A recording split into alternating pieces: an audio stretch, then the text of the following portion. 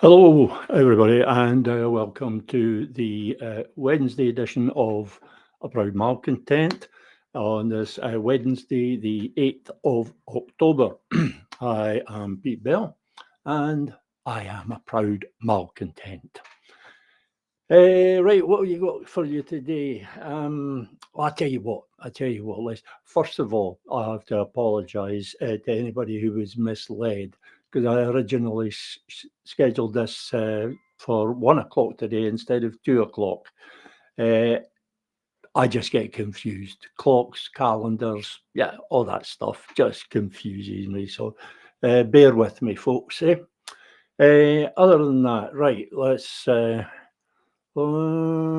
think now. Let's get the rubbish out of the way first, shall we? Aye, aye. Uh, Here comes the rubbish. A fresh start. John Swinney unveils new Scottish independence plans. Well, no, he doesn't. There's no independence plan there. What he's given us is just another glossy brochure, uh, another another piece of sales material telling us what a wonderful destination independence is. But if you check the small print, you'll find out that you'll discover that there's no departure date because they still haven't figured out how to get us there. So it's not a plan for independence, it's a plan for being independent. Swinney has no idea how we're going to become independent. So anybody who's expecting him to actually do that, to restore our independence, is going to be sorely disappointed. So yeah, take your new plans and piss off, John. Yeah, uh, heard enough of that. There's another one which is slightly slightly more interesting in a way. Down here, John Swinney. Devolution has reached its limits, and UK government holds Scotland back. Well, yeah, okay. It's no secret that the UK government holds Scotland back. That's been fairly obvious for a long time. But so is the fact that devolution is dead. Devolution died years ago. Devolution probably died in 2007 when Alex Salmond formed the first SNP government. If it didn't die in 2007, it was certainly diagnosed as terminal then by Dr. Britannia.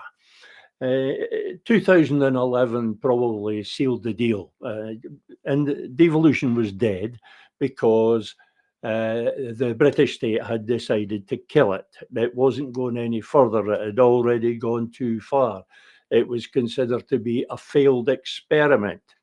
So it's dead, but it was dead a long time ago. It would have been finished completely by now, but for the fact that the British state found ways of weaponizing devolution. They found ways of giving the Scottish government more responsibility while withholding more authority.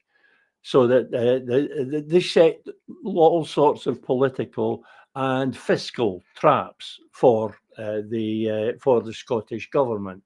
So that was all intended to force the Scottish government into making unpopular cuts or putting in place unpopular policies, just to force them into that, so that the Scottish government would become unpopular, and to bring the Scottish Parliament into disrepute. So that eventually it all leads to the British state locking Scotland into a reformed union, modernised. They're going to modernise it so as we can't get out. That's that's the eventual plan. So that's two small pieces of nonsense from John Swinney. that I had to look at today. There was one other thing. I was advised, or I was prompted to go and look at Gordon Ross, go and watch Gordon Ross's latest video. You probably know Gordon Ross better as IndyCar Gordon. I was prompted to go and look at his video on YouTube, his latest edition. Because there was, I was told there would be some things in there that would interest me. Now, I don't regularly watch Gordon's show, but I do from time to time, and I was prompted to this time, and prompted by that video to reply to some of the points that he made. He's much more tidy about his show than I am about mine.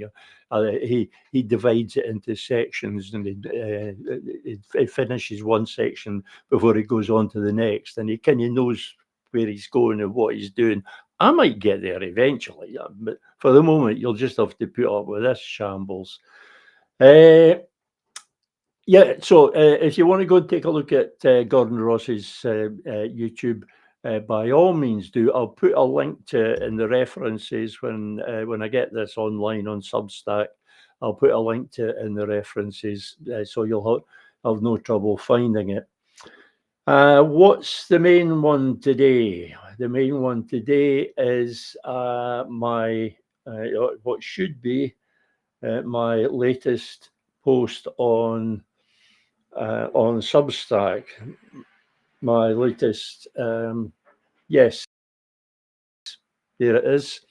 I was hoping it had been published because I used the scheduler on Substack this time. I wasn't entirely sure it was going to work, but there it is, good old Substack. And I think I'll probably read this whole thing because it started, as I point out at the top of the article, it started as a response to a comment on an earlier post. And excuse me a moment. Just a wee drink water while I'm on here. It was a response to a comment on an earlier post, and as often happens, writing about something prompts me to think about the subject more, or it prompts me to think about some aspect of it, and to think about it in new ways. And sometimes new thoughts occur to me as I'm writing. So it may seem a bit stream of consciousness, because that's kind of what it is. Because sometimes I write what I think, and sometimes I write to discover what I think. It's by writing about something that I'm mulling it over in my mind, examining it, turning it over, turning it around, questioning it all the time. And so writing about it helps me to think about it and clarify in my own mind what my point of view is. So I'll read it out, and then we'll maybe have some more to say about it. I remember you can comment if you're on Facebook or YouTube. I know the comments work, but I don't always see them because I'm sometimes occupied with something else. So I don't always see the comments, but and some of them I can't respond to. The Restream doesn't cover all of them for responding to, but I try to after the show. I go on and I try to respond to comments that call for a response.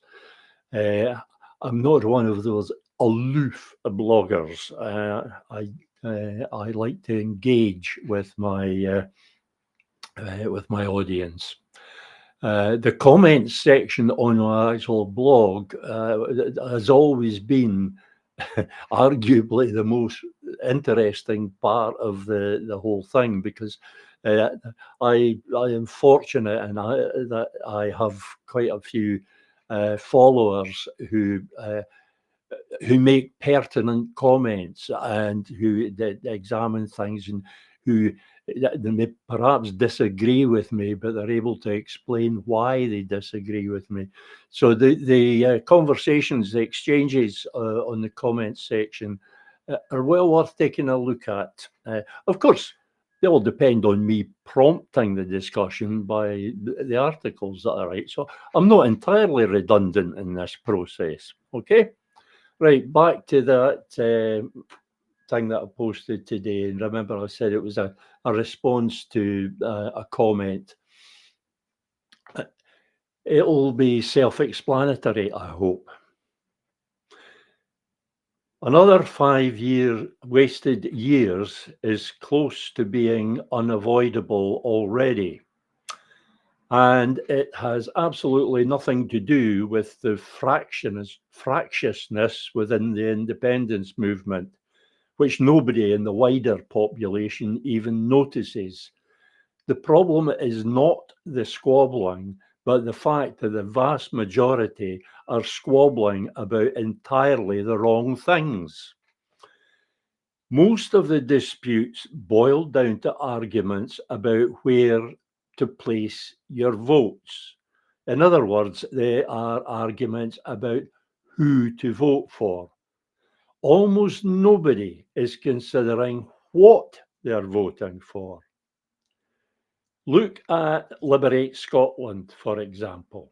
And I'm not picking on Liberate Scotland, it just happens to be an example. They insist you should vote for them, which makes them no different than any other party. Their supporters insist you should vote for them. Then somebody says, no, you should vote for Alapa. Then the ding dong starts, and it goes on and on and on, and it never gets beyond, excuse me, it never gets beyond being an argument about who to vote for.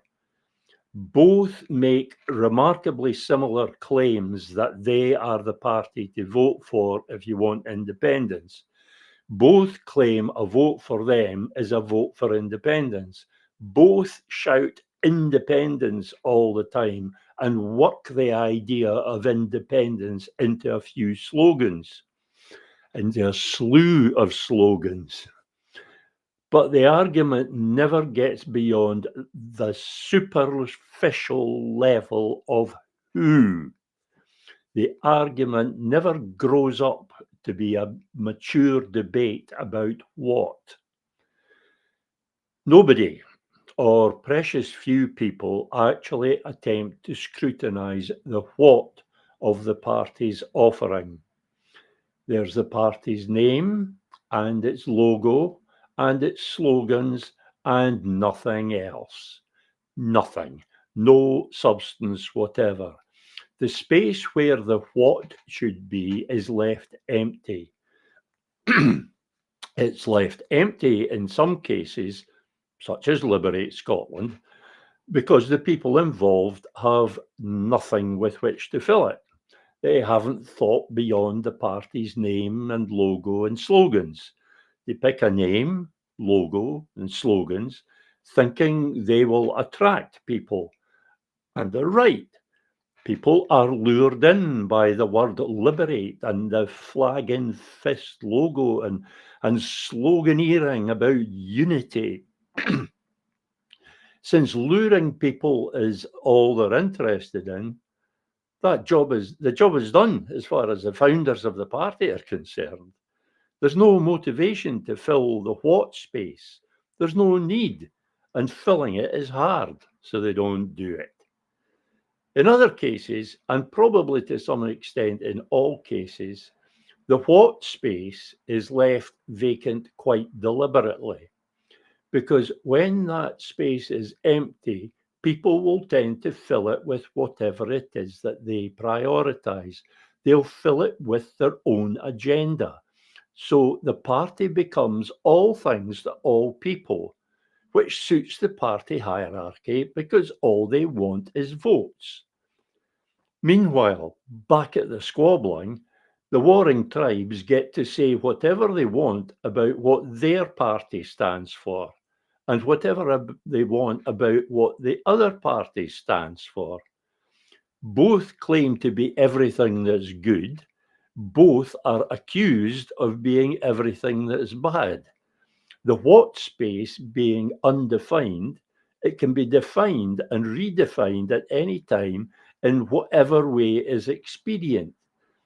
Mostly, it is defined as bad because it is easier to accuse others than it is to define the what of your own tribe, because there is no what.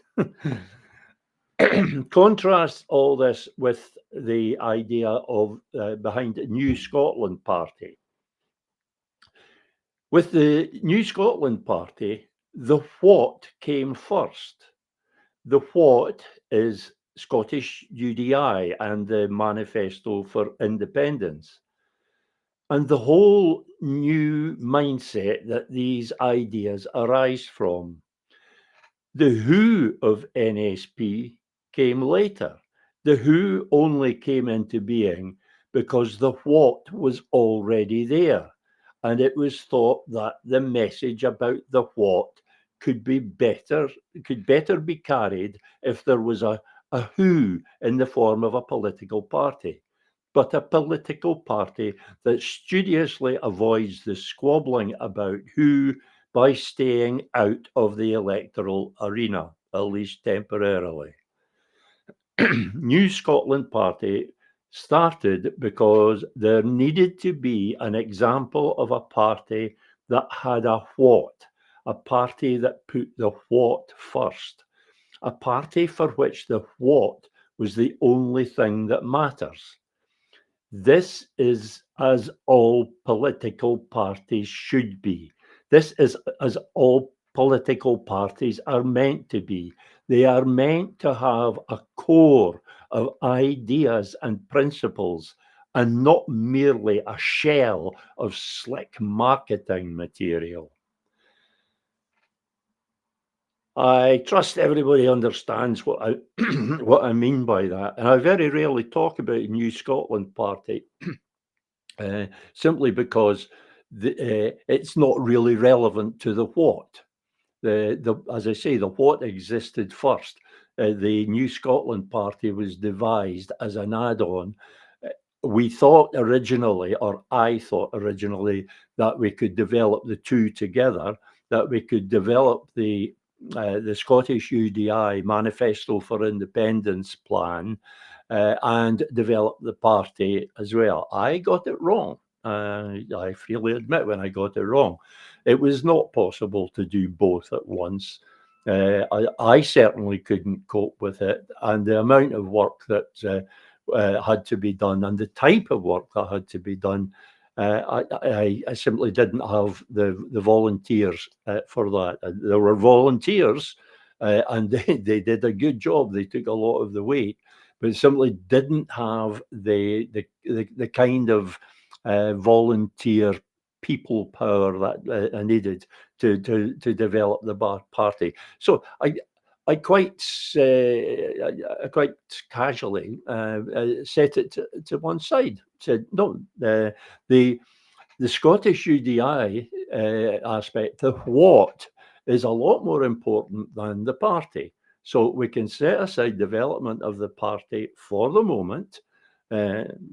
Shall probably, almost certainly, return to it. If I seem hesitant about that or vague or ambivalent, it's because we never know what's in front of us. Right now, my life is being disrupted because I have leg ulcers, and they flare up occasionally, and it's flared up just now. So if you see me with a pained expression, it's because I'm in pain. But you see the point about the NSP, the New Scotland Party. It is the idea of what a party should be. If you think back to the old Labour Party, the original Labour Party, well, it was a socialist party. It had socialist principles at its core. And I had socialist ideas, such as the welfare state. Uh, I mean, you couldn't say that about it now, obviously, but British Labour was the way parties should be. It was founded. The what was there, and then the party was formed to carry forward that what, to campaign for it, and to implement it, to realise it. And I tried to do something similar with a New Scotland Party. As I say, the what was there several years before the party. And the what is the thing that's important. The what is the what is the Scottish UDI strategy. So, and that is the what that is missing from all the parties. I seem to be picking on Liberate Scotland there. I wasn't, because what I say about Liberate Scotland can equally be said about Alapa or any of the other parties, including the SNP, because as far as the constitutional issue is concerned, there is no what at the core of the SNP. There may be principles, yeah, there may be. I would certainly rate the SNP as more principled than British Labour, and pretty much anybody's more principled than the Tories and Reform UK, which I tend to lump together. Yeah, but what about ideas? There are no ideas, no strategic thinking whatsoever. I mean, look at John Swinney. Look what he did. He set out this supposed strategy for independence that depends on the SNP getting a majority of seats. It depends on replicating 2011. 2011 was a fluke. You cannot engineer a fluke. By definition, a fluke is something that just happens. It's not engineered. Nobody made 2011 happen. It was just a combination of things that happened to come together to produce that result. An SNP majority government, an SNP parliamentary majority. That's it. The whole system, the whole electoral system, is supposed to prevent that happening. It was designed to prevent any one party dominating the parliament. It was designed principally to avoid the parliament being strong. It was designed to keep the parliament fractious in some kind of balance, where there had to be coalitions, there had to be cooperation. So it was so that nothing troublesome could emerge from that, nothing troublesome from the British state. Well, that changed in 2007. And as I say, that's probably when the death knell sounded for devolution. 2011 just put the cap on it, because 2011, everybody on the unionist side, the British state, that was a clincher for them. Devolution has to stop. And we have to hold back that tide as well as we can. And somebody came up with the idea of using devolution as a weapon, using it to try and entangle the Scottish government, and to draw the Scottish government in to absorb it, to own it. They've done that. They've done that very successfully. then the SNP just made it far too easy for them. So they pretty much own the Scottish government now, and what they don't own, they don't need to own. They can let John Knox rattle on about new independence plans forever. They're quite happy to let him rattle on about new independence plans and devolution having run its course. So long as he doesn't actually do anything about it, so long as there's nothing behind the rhetoric other than vote grabbing, other than electioneering, they're quite happy. They're quite happy to let him go because the independence movement wouldn't die if you took John Swinney and the SNP out of the equation. The independence movement would still be there. So what the British state is concerned with is to ensure that a real national party doesn't emerge. It doesn't get a chance to emerge because the SNP stays dominant, and the SNP has been captured by the British state. So, I mean, Alf Bairds will explain this a little better than I can, but it is part of post-colonial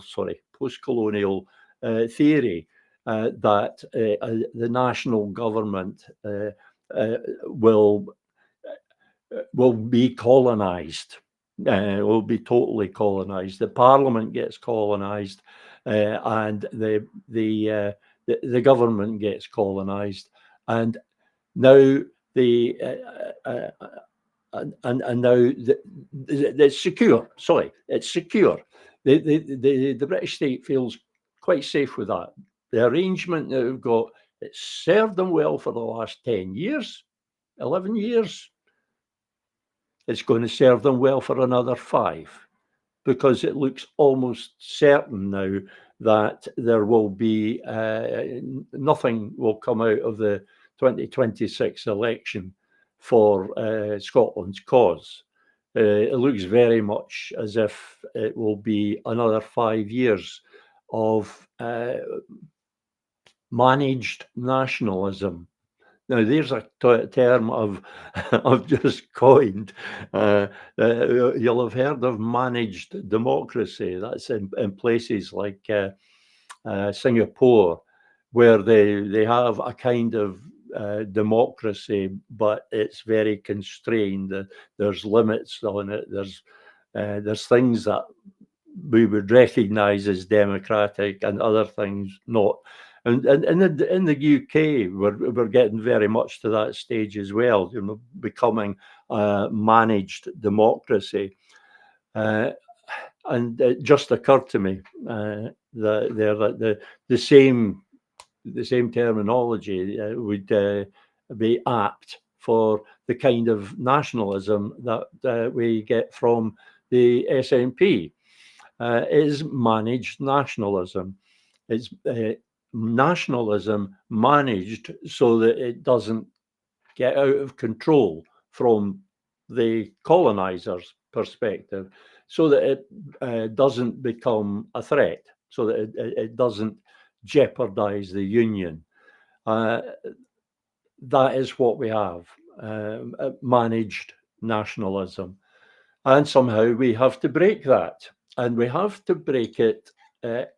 We have to break it. We can't replace it.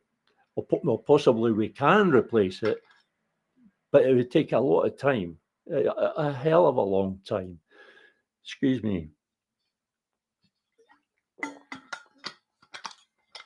The polls. Best information we have. We know the polls are defective.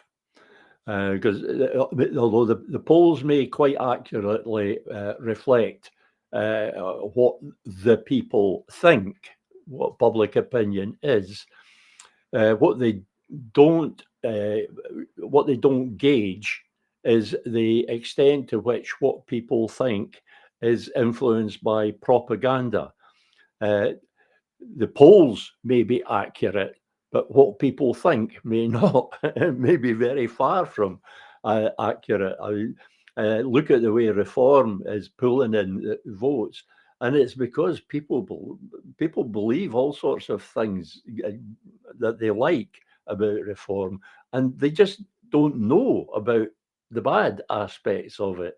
I saw a Vox Pop on TV recently, or it might have been on Facebook, but whatever. It was a Vox Pop, and it was asking people about if they knew about certain policies of Reform UK, and they didn't. They hadn't a clue. These were people who were intending to vote Reform, and they hadn't a clue about various policies. Where was I? Yes, managed nationalism. Our nationalism has been managed, and we have to break it. Replacing it would simply take too long. It would be a lengthy process. The SNP, the polls are telling us, the SNP is going to be the next government. We're going to have the SNP for the next 5 years. Probably not a majority government. That's John Swinney's pipe dream. I don't know what the hell he was on when he came up with that one. But the Greens will probably, for a price, the Greens will support them. So it will be an SNP minority government with the support of the Greens, and depending on what deals are made at budget time, perhaps the support of some of the Lib Dems, or at least some of the Tories might abstain. If they're thrown a bone by whoever's in charge of the budget these days, it will be that SNP government. So it will be a continuation of managed nationalism, and my fear is that, and I don't know if this accords with post-colonial theory, but my fear is that this managed nationalism might become bedded in. It might become so secure that it becomes the only choice. There's nothing else. It becomes so secure and so dominating that nothing else can grow. The post-colonial theory, as I understand it, the process is that the National Party, which has been captured by the colonizer, fails and is replaced. I can't see any way the SNP can be replaced. Not by 2026. There's just the replacement isn't there. The alternative isn't there. There's no one there that can. There's no party there that can beat the SNP. Not because the SNP is wonderful, mainly because of two factors: voter inertia.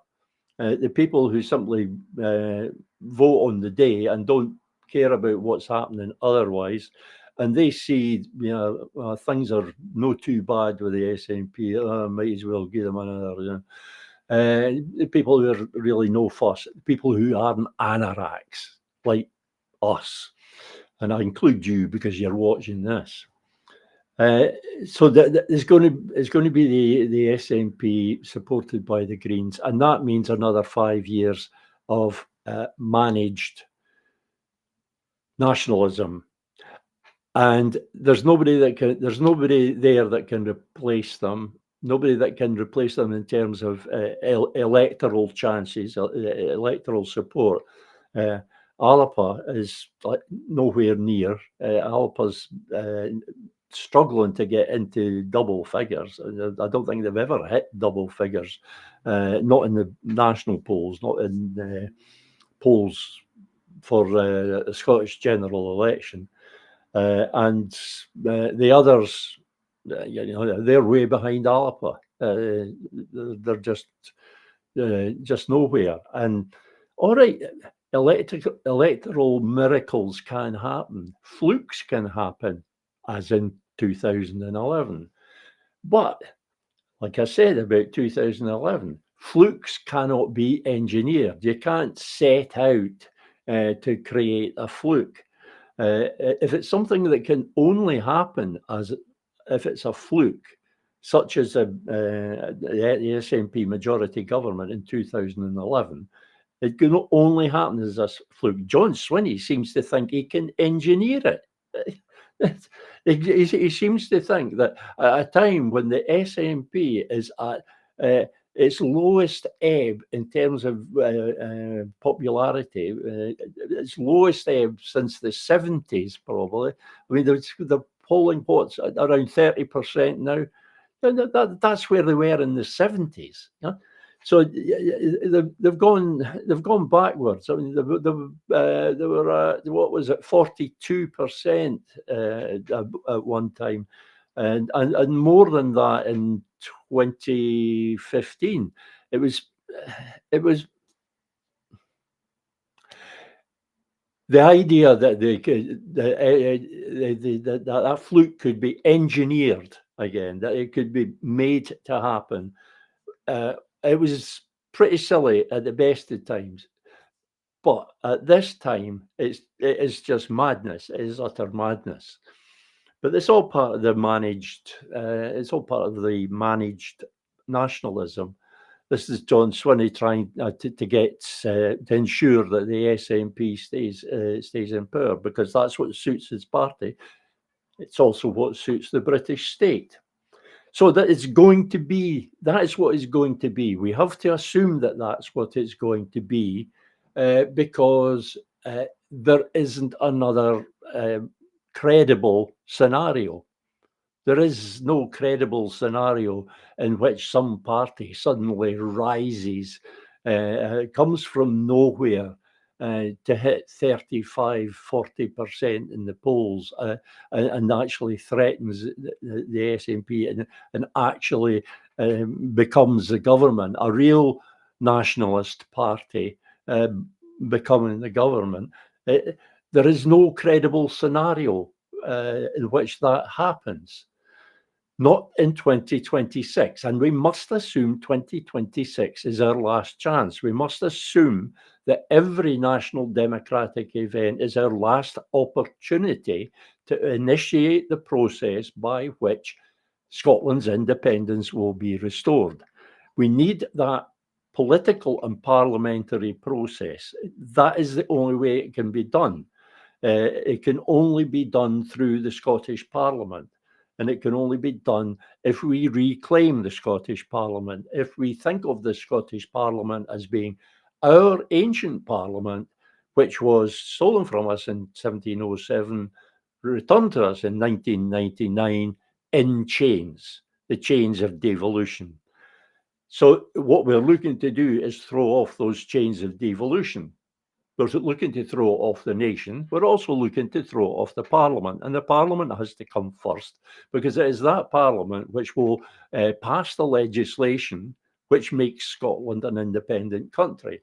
It will pass the legislation, including a provision for an interim constitution and provision for a confirmatory referendum. That comes through the Scottish Parliament. There is no other body that can do it. It can't be done by anyone else. It can only be done by the Scottish Parliament.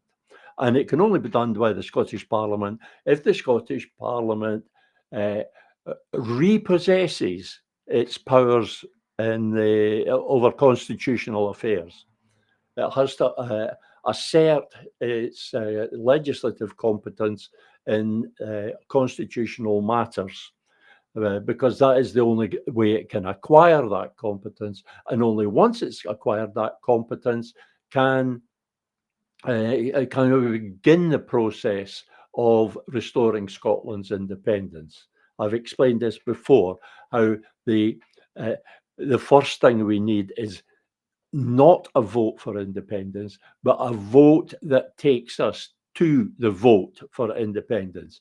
Their problem at the moment is that we cannot access the means to exercise our right of self-determination. Sorry, I forgot to mute my phone. We cannot access it.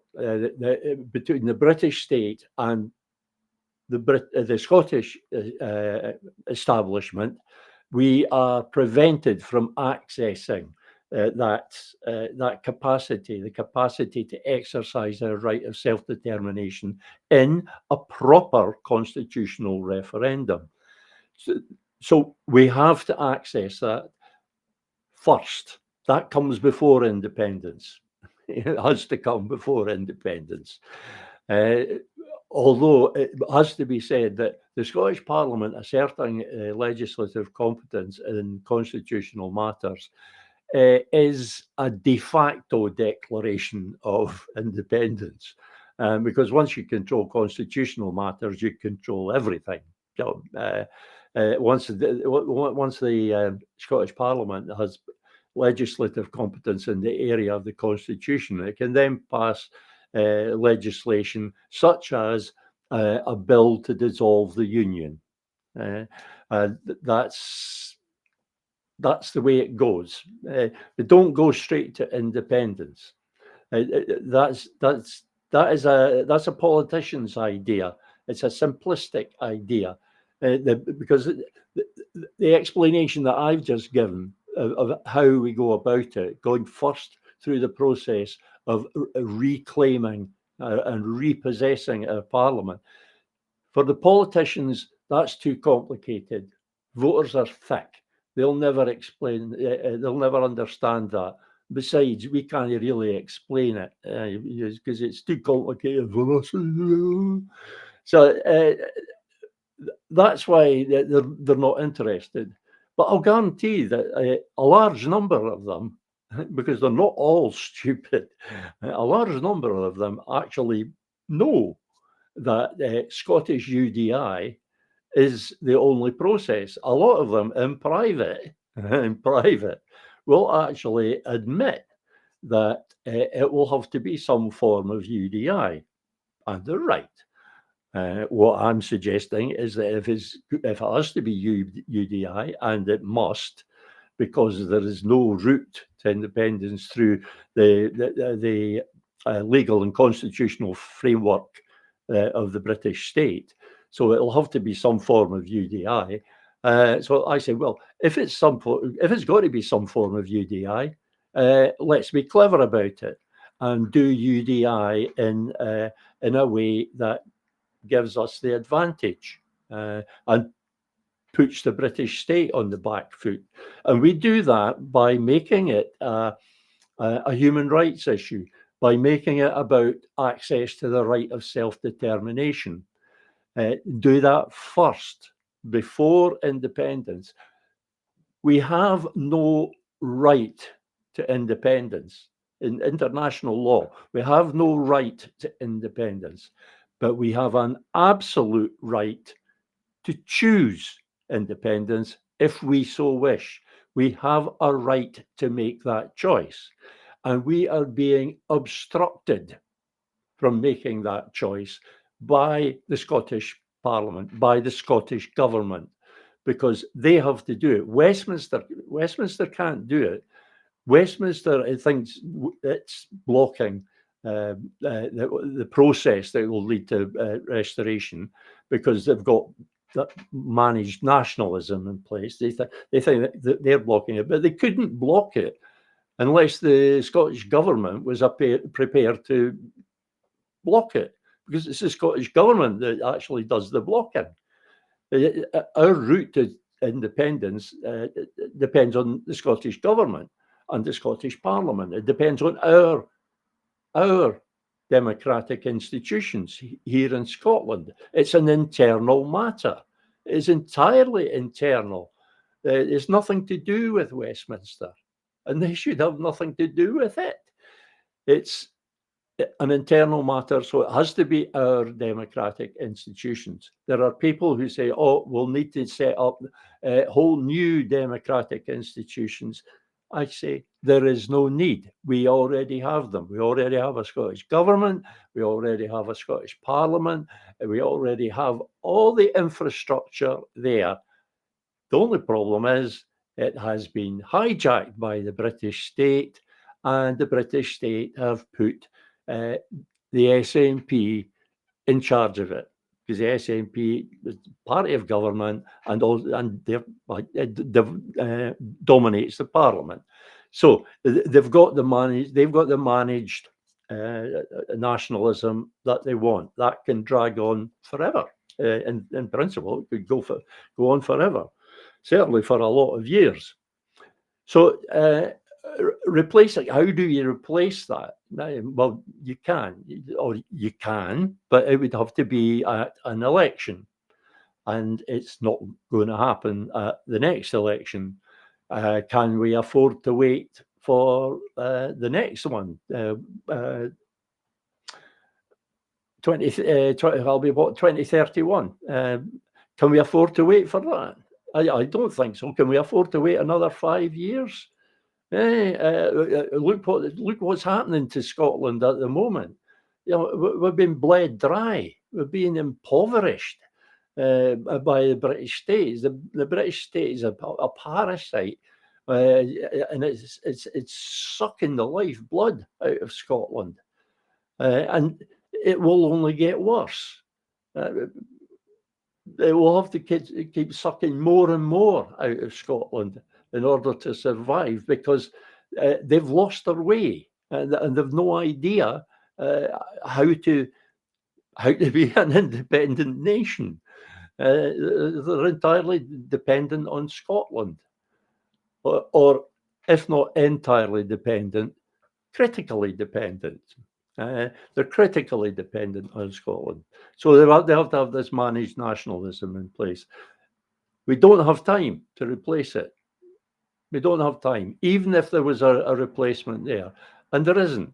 And not only because these other nominally pro-independence parties are having no success, but because those supposed alternative parties aren't an alternative. They're not different enough. They're not radical enough.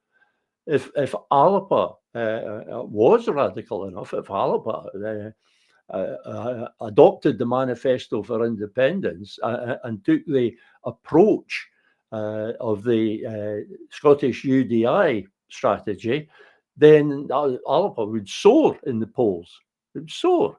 Because it would become that genuine alternative, that genuine national party to compete with the fake national party, the party of managed nationalism, not the party of independence.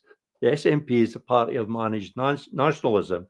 If there was a real Scottish nationalist party, and do not be ashamed of that term, there's nothing wrong with it. If there was a real Scottish nationalist party, if Alapa were to become the real national party that is predicted by post-colonial theory, then there is that possibility that Alapa could replace the SNP. That is possible. If they moved today, they'd have to kick Kenny McCaskill out. And no disrespect to Kenny, I just don't think he's the man to go down any kind of radical route.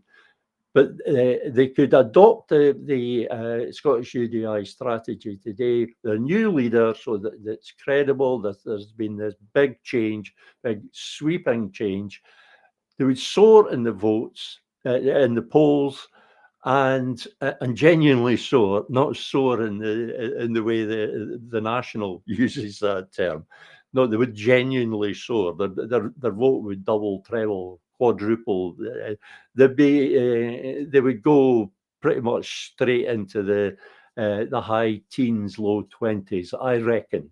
Yeah, that's speculation, but I reckon that could happen if Alapa became, but that's a gamble. The other thing that would happen in that situation is that the SNP would see ALPA as a threat. This is a real National Party being a threat to the colonizers' National Party, the party of managed nationalism. And if they become a threat, if this radical independence party becomes a threat, then the SNP is going to be forced to have a rethink. If this new Scottish National Party, Scottish Nationalist Party, real Scottish Nationalist Party, if it's threatening the SNP's dominance, the SNP survival is going to have to change, is going to have to do something to tackle this competition. So there's the possibility that the SNP would change. That it would say, okay, time's up. We have to stop being the party of managed nationalism. We have to go back to being a real Scottish nationalist party. Another thing that could happen is SNP MSPs start defecting to this new nationalist party, this new Scottish nationalist party. Potentially enough of SNP MSPs defecting to this new party, which could be ALPA, enough of them defecting that the SNP ceases to dominate and ceases to be the party of government. That could happen, but it requires that at least one of the nominally pro-independence parties adopts a radical, practical, viable route to independence, a genuine route to independence, a process that actually leads to independence. And the only such process that has been identified to date is Scottish UDI. It's the one that I've identified. And I was able to identify it because I was only concerned about the what. We're going back to that. I was only concerned about the what, just as some of the early social reformers weren't interested in becoming MPs. They simply wanted the reforms. They were thinking about the what. They were writing books about how housing should be and how industry should be. They were writing books about how healthcare should be and what women's rights should be. They were behind the scenes. They were creating the what. Then the British Labour Party, the original British Labour Party, was born so as to carry these ideas forward. But it needed these people, and I like to think of myself as like them, these early reformers, the ones that aren't interested in the who, not interested in getting elected office with all the rewards that go with it. I am not. I am interested only in the what. And the what, because my focus is the constitutional issue facing Scotland, the what is a strategy that actually takes us to independence. I have spent years thinking about that, and I've come to the conclusion that what I call Scottish UDI, that process, going by way of asserting legislative competence, effectively repossessing our parliament, going that route that I've described countless times, that is the only way, because any other route, that people say that they're describing the routes to independence, but independence isn't at the end of it. It stops somewhere short of independence or somewhere other than independence. So they're not really strategies for independence, no any more than the SNP's is. The SNP's so-called strategy is a strategy for asking for another Section 30 order. That's all it is. That's all that will come of it. So basically, nothing will come of it. But there is a possibility for that new nationalist party to arise. But given the shortage of time, it would be better if it was one of the existing parties, because I know how difficult it is to start a party. It'd be better if it was one of the existing parties. Alba looks like the best candidate, has for a long time, or it's the SNP. And that seems to me the most obvious solution, because if the polls are right, and they can't be as wrong as they would need to be, if the polls are right, we're going to be stuck with the SNP. We're going to be stuck with managed nationalism for the next 5 years if we do not change the SNP. SNP conference has started. That is when it should be changed. It looks unlikely. It looks very unlikely. It looks, even with the amendment or any part of the amendment that has been tabled, it looks like John Swinney's resolution, the leadership resolution, is going to go through pretty much intact. There'll be there might be some changes, there might be some concessions to the amendment. John Swinney might accept the all parties instead of just the SNP part of it, because that gets him out of the hole that he dug for himself with the SNP only strategy that he so inexplicably went for. But it's going to be the same. It's going to end up the same way. It's going to end up at another Section 30 request. It's not going to end at independence. There is no strategy there for restoring independence, no plan, no intention, no will. So it's another 5 years unless somebody does something radical, and that has to be either somebody in the SNP or somebody in Alpa. That's the only two ways it can go, and the only strategy that they can adopt to become radical, the real nationalist party, is Scottish UDI. Because no other strategy exists. No other strategy has been identified. The people claim to have identified strategies, but they always get lost at some of the what next questions. The final what next question should be answered by the one word: independence. But when you ask what next questions are all along the lines of these supposed routes to independence, there comes a point where you ask what next, and it's not independence. It's gone off somewhere else. It's a convention or a committee to discuss this and that. It's pretty much anything, but not actual independence. So that's what we're looking for. We're looking for either Alapa to become the radical nationalist party that we need, or we're looking for a wee rebellion in the SNP so that it becomes the real national party and not the party of managed nationalism. What's the chances of either of these things happening? Very, very slim. I'm not telling you what's going to happen.